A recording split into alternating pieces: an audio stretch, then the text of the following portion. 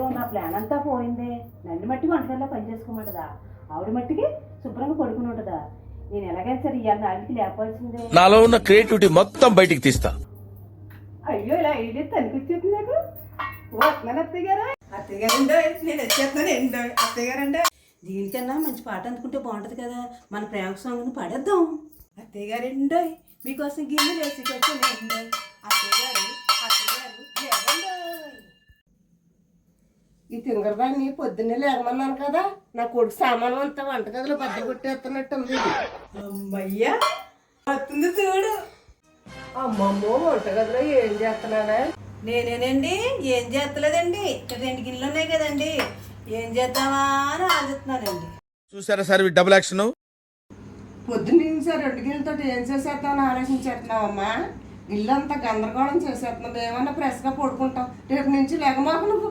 అలాగేనండి అత్తయ్య గారు, మీ మాట ఎప్పుడన్నా కాదన్నానండి. మీరే చేసుకోండి అయితేని, నేను వెళ్ళి పడుకుంటానండి.